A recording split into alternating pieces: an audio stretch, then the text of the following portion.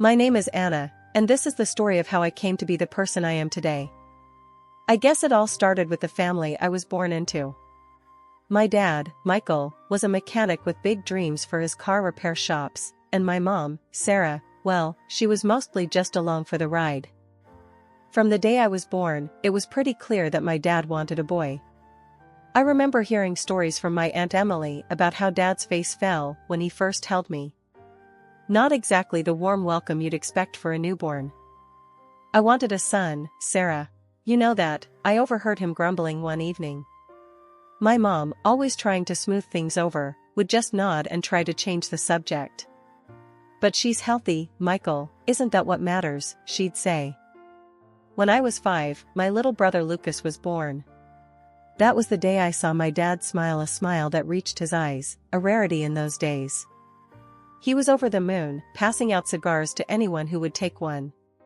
Finally, a real heir to carry on the business, he boasted to his friends at the shop. Life at home shifted dramatically with Lucas's arrival. All of a sudden, it was like I became invisible.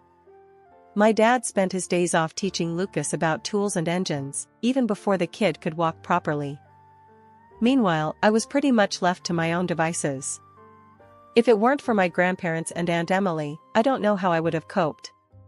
They lived just a few houses down, and I was at their place more than I was at my own. Aunt Emily was another lifesaver. She didn't have kids of her own and seemed to get that life at my house wasn't exactly peachy. We'd spend afternoons at the park, and she'd listen to me ramble about school or whatever book I was reading. You know, kiddo, you're smarter than you think, she'd tell me as we walked home from the park. Don't let anyone, not even your dad, make you feel like you're second best. I clung to those words, especially on days when the difference in how my parents treated Lucas and me was blindingly obvious. Like that one time when my dad came home with a brand new bike for Lucas. I remember standing there, hoping maybe there was one for me too. Why would you need a bike, Anna? It's not like you go out much, Dad said with a shrug when he saw me eyeing the bike. I ran out of the house, tears stinging my eyes, straight to my grandma's. She was in her garden, as usual, and without a word, she opened her arms wide, and I buried my face in her apron. Let them talk, Anna. You're going to outshine them all one day, you'll see, she whispered as she stroked my hair. One chilly morning in October, right after my 10th birthday, my grandparents decided to surprise me with something special, a cell phone. It wasn't anything fancy, just one of those basic models that could make calls and send texts, but to me, it might as well have been a diamond. We were in their cozy kitchen, the smell of freshly baked cinnamon rolls still lingering in the air. Grandma handed me a small, wrapped box with a mischievous twinkle in her eye. Go on then, Anna, open it up. It's high time you had one of these. As I tore off the wrapping paper and saw what it was, my eyes must have been as big as saucers. Really? For me? I squeaked, hardly believing it. Of course, for you. Grandpa chuckled, his voice booming warmly. Every young lady needs to stay connected these days. I spent the next few hours fiddling with the phone, setting it up with Grandma's help, and saving their numbers as my first contacts. But my excitement was short-lived. The next day, I made the mistake of taking my new phone home. I was in the living room, showing it off to Aunt Emily, who had dropped by, when Dad walked in from work. What's that you've got there? His tone was more curious than kind, his eyebrows knitting together as he peered at the phone in my hands. It's my new phone. Grandma and Grandpa gave it to me, I said, a bit too eagerly. Dad's face hardened in an instant, and he reached out, snatching the phone from my grasp. This is too much for a kid your age. Lucas needs this more than you do. But, I started to protest, but Aunt Emily put a hand on my shoulder, giving it a gentle squeeze, a silent signal not to argue. Lucas, who had been playing with his toy cars on the floor, looked up, clueless but interested in the sudden tension. Dad wasted no time, he shoved the phone into Lucas's hands. Here, son, you can have this. Learn to take good care of it. I felt a surge of anger and injustice boiling inside me, but before I could say another word, Aunt Emily steered me out of the room. Let's go for a walk, Anna. Cool down a bit, huh? Outside, Aunt Emily let out a long sigh. Your dad can be a real jerk sometimes, you know? But we've got your back. I don't get it, Emily. Why does he always do this? Why am I always the one who has to give up everything? My voice cracked, the hurt too raw to hide. Aunt Emily stopped walking and turned to face me, her expression serious. Listen, kid, life's not fair, especially not in your house. But remember, you're not alone. Let me talk to your grandparents. We'll sort this out. True to her word, Aunt Emily and my grandparents confronted Dad the following day. They didn't let up, arguing in hushed, tense tones in the dining room while I pretended not to listen from the stairs. Grandpa's voice was firm, a rare sternness to it. Michael, you had no right to take that phone from Anna. It was our gift to her, not yours to reassign to Lucas. Dad scoffed, dismissive as ever. Oh, come off it, Dad. It's just a phone. And Lucas is the one who needs it more. It's not about the phone, Mike. It's about respecting Anna and our choice to give her something. Grandma chimed in, her voice sharp with frustration. In the end, Dad grudgingly handed the phone back to me, his eyes avoiding mine. Here, take it. Just don't expect any more favors. Life has a way of throwing you curveballs, and mine came crashing down the autumn I turned 11. It was a day like any other. I was walking home from school, crunching the fallen leaves under my sneakers, when I noticed something off. The front door was open, and there were more cars parked outside our house than usual. As I walked in, the atmosphere hit me like a brick. My Aunt Emily was there, tears streaming down her face, while my parents stood off to the side, looking more annoyed than concerned. What's going on? I asked, dropping my school bag by the door. Anna, it's your grandparents, there's been an accident, Aunt Emily managed to say through sobs. A train accident, terrible thing, my dad added flatly, as if he was talking about a delayed delivery at his shop. The news shattered me. My grandparents weren't just family, they were my lifeline, the ones who made sure I felt loved when my own parents couldn't bother. Losing them felt like losing my entire world. The funeral was the hardest day. I remember standing there, the cold wind biting at my cheeks, listening to the murmurs of how tragic it was, how good they were, how unfair life could be. After the funeral, things moved quickly. My dad wasted no time. Emily, you need to clear out from their house. We're selling it. Need to cash in on the estate and settle things quickly, he said as we sat in the living room, still surrounded by condolence flowers. Aunt Emily, still raw from grief, looked at him like he was a stranger. Michael, can you hear yourself? Mom and Dad haven't even been gone a week, and you're already talking about money? Life goes on, Emily. We can't sit around and mope. There's a lot at stake. My mom chimed in, her voice cold and detached. That night, Aunt Emily packed up her things and moved into a small apartment just a few blocks from our house. She asked me to help her, probably to give me a break from the oppressive atmosphere at home. As we packed up her belongings, our conversation drifted to what was to come. Why are they so cold? How can they not care? I asked, frustration and sadness mingling in my voice. Some people just show their true colors at times like this, kiddo.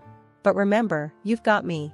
No matter what, I'm here, she assured me, pulling me into a hug. The loss of my grandparents was more than just an emotional blow, it changed my entire life setup. Suddenly, I was more of a maid than a daughter at home, cleaning and cooking because my mom decided it was time I learned to pull my weight. Aunt Emily's apartment became my refuge. It wasn't much, just a couple of small rooms, but it was filled with love and understanding, a stark contrast to the increasing coldness at my parents' house. I was still reeling from everything that had happened after losing my grandparents when life decided to throw me yet another curveball. It was a typical Friday afternoon. I had just come home from school, expecting to find the usual empty house until my parents and brother got back. But today, even the emptiness felt different, everything was too quiet, too still. I walked up to the front door and found it locked. My heart started pounding as I realized something was off. I rang the doorbell a few times, waited, but no answer. It wasn't long before Mrs. Jenkins, the nosy neighbor from across the street, came out. "Looking for your family, Anna?" she called out from her porch, her voice carrying a mix of concern and curiosity. "Yeah, do you know where they went?" I asked, trying to keep my voice steady. "Oh, they packed up some bags and drove off early this morning. Said something about a weekend trip. Didn't they tell you?" Her words hit me like a ton of bricks. "No, they didn't," I managed to say, feeling the sting of tears in my eyes. "How could they just leave me behind like that?" Mrs. Jenkins shook her head, muttering something about some parents before disappearing back into her house. I sat down on the front steps, not sure what to do or feel. The sky started to darken, and as the street lamps flickered on, the reality of my situation sunk in. I was truly alone. Hours must have passed before I finally stood up and made my way to Aunt Emily's apartment. The walk felt longer than usual, each step heavier with the weight of abandonment. When I finally got there and knocked, Aunt Emily opened the door almost immediately, worry etched all over her face. "What's wrong, Anna? What are you doing here so late?" she asked, pulling me inside. "Mom and Dad, they went away for the weekend. They locked the house and didn't tell me. I didn't know where else to go," I confessed, my voice breaking as the tears I'd held back started to flow. Aunt Emily's face hardened as she heard this, her usually warm eyes now sparking with anger. "They did what? That's it. I'm calling your father." She dialed the number, and after a few tense moments, Dad answered.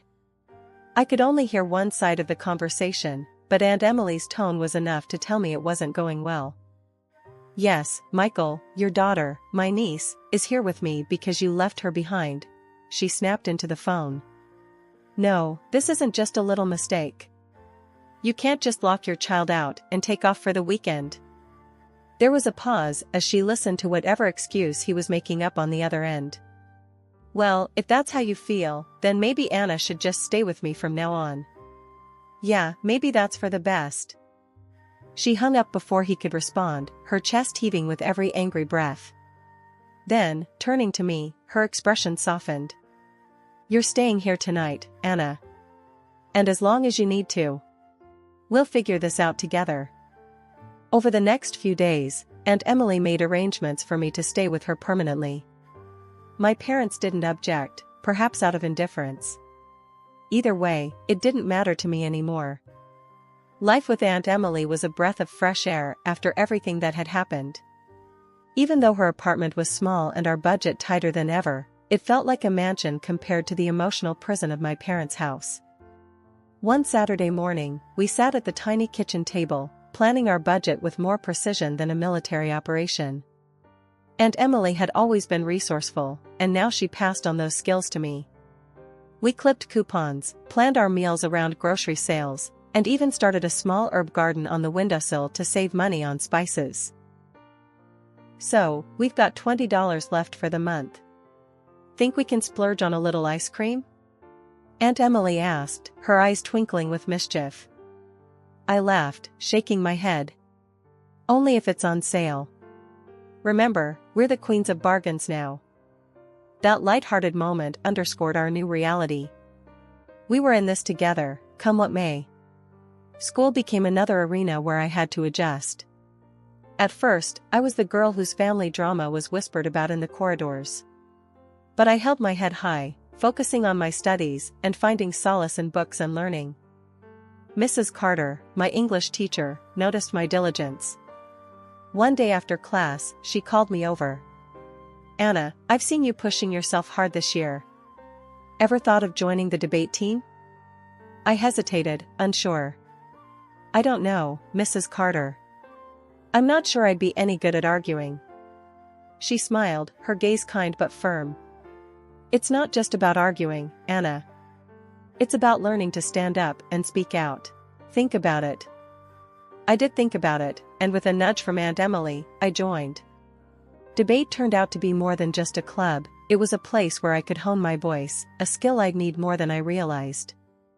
Aunt Emily was my biggest cheerleader. "You're going to knock them dead at the competition. she'd say every time I left for a debate meet, her pride evident even though she tried to play it cool. Life wasn't just about surviving anymore, it was about thriving, about building something new from the ashes of my old life. Aunt Emily and I became a team, both of us working part-time jobs to keep afloat. She found work at a local library while I took a weekend job at a coffee shop. One evening, as we counted our month's earnings and updated our budget ledger, Aunt Emily put down her pen and looked at me seriously. "Anna, I think it's time you think about college. You've got the brains for it. We can make it work, somehow." From that day on, our plans included college. We researched scholarships late into the night, crafted essays, and filled out applications with painstaking care. Each acceptance letter was a victory, every scholarship a triumph, not just for me, but for us both. College was a whirlwind. I hit the books hard, fueled by every memory of being underestimated back home. Living on campus was different from anything I'd experienced, but I adapted quickly, driven by a mix of excitement and the pressure to prove myself. My roommate, Jess, became one of my closest friends. She was studying business, and we'd often sit up late into the night, swapping study tips and planning our futures.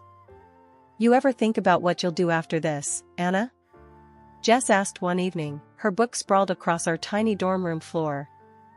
"I'm going all the way," I replied without hesitation. "Law school. I want to make a difference, you know? Really change things." I thrived on it, pushing myself to be better every day.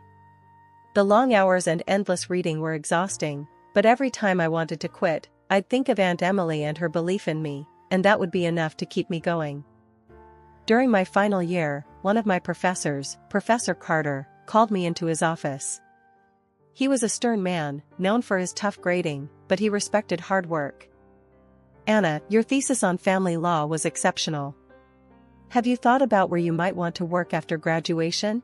he asked, peering at me over his glasses. "I've been looking at several firms, sir. I want somewhere I can really get into family law, maybe even start a specialty in it," I said, trying to sound as confident as I felt. "Well, I have a recommendation for you. A firm downtown is looking for bright, new talent. I can put in a good word," he offered, his tone suggesting it wasn't an offer he made lightly. "Thank you, Professor Carter. I'd appreciate that very much," I replied, a mix of gratitude and excitement swirling in my chest. I landed the job at the firm right after graduation. It was a prestigious place, the kind where you either sank or swam. I chose to swim. Days turned into nights as I worked on case after case, earning a reputation as a meticulous and fierce advocate.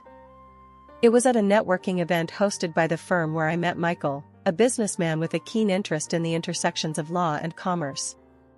Our first conversation was about a case I was working on, but it quickly turned personal. 2 years later, we got married in a small ceremony. Aunt Emily was there, tears of joy streaming down her face as she watched me say my vows. "You did it, Anna. You really did," she whispered as she hugged me tight. With Michael's support, I took the biggest leap of my career. I opened my own law firm. It was terrifying and exhilarating all at once, but I was ready for the challenge. We moved to another state where the market was ripe for a new firm, especially one led by a woman with a fresh perspective. Our firm quickly made a name for itself, and as my professional life flourished, so did my personal life. Michael and I welcomed a son, a joyous addition to our family. Life was full, busy, and deeply satisfying. My law firm's success was more than I could have hoped for, and with each successful case, my reputation grew. This caught the attention of local media, and soon, I was invited to speak on TV about domestic violence. The interview went well, sparking discussions across various social platforms. I received an invitation from the governor's office. I was to be recognized for my contributions to child welfare and family law. As I gave my acceptance speech, thanking those who supported me, I saw Aunt Emily wiping away tears. It was a moment of validation for all the hardships we'd endured together. One day, after a particularly long day at the office, I was walking through the parking lot towards my car when I noticed two elderly people looking around uncertainly. As I approached, wondering if they needed help, the recognition hit me hard. They were my parents, who had walked out of my life 20 years ago. "Can I help you?" I asked, my voice cool, masking the surprise and rising unease. "Oh, Anna, it's you.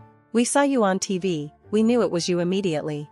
We've missed you so much and are so proud of all you've accomplished," my mom said, her voice trembling with emotion.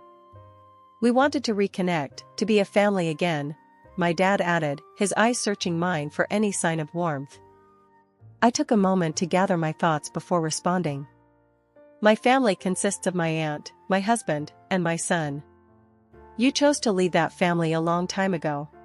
But instead of understanding, they became more insistent. Anna, you're our daughter. We need your help now. Your brother left us, and our business is failing.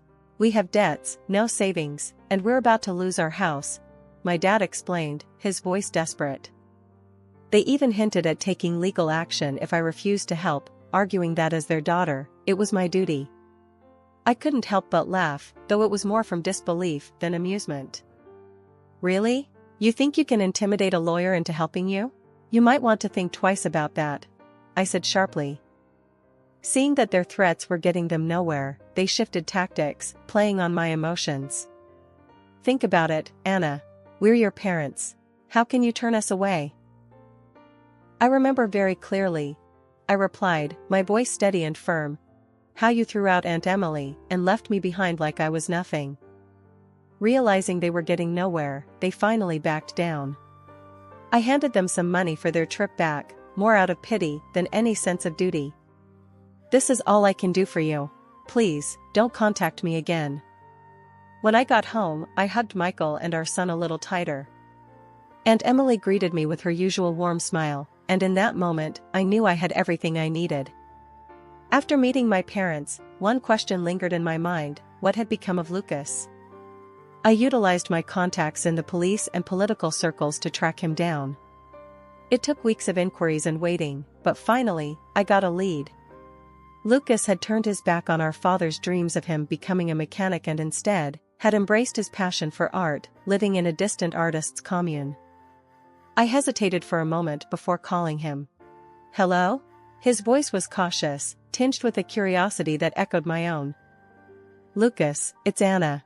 Your sister," I said, my voice steadier than I felt.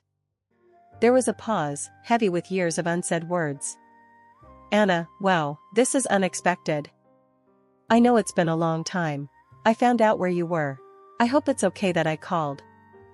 Yeah, of course," he replied, the initial shock giving way to a more relaxed tone. "How did you find me?" I asked around. I needed to know you were okay," I admitted. The conversation began awkwardly, with each of us tentatively probing the years we'd missed in each other's lives. We agreed to meet at a small cafe halfway between our homes, a neutral ground to rediscover the sibling relationship we'd lost. Sitting across from Lucas a few days later, the initial awkwardness was palpable. "So, you're an artist now?" I ventured, eager to bridge the gap. Lucas smiled, a genuine, proud smile. "Yeah, I am. It's been a tough ride, but I wouldn't change it for anything." He pulled out his phone and scrolled through photos of vibrant paintings, each a burst of color and emotion. "I'm hoping to make a real go of it." His work was impressive, and I felt a surge of pride. "They're beautiful, Lucas. You've really found your calling." He shrugged modestly.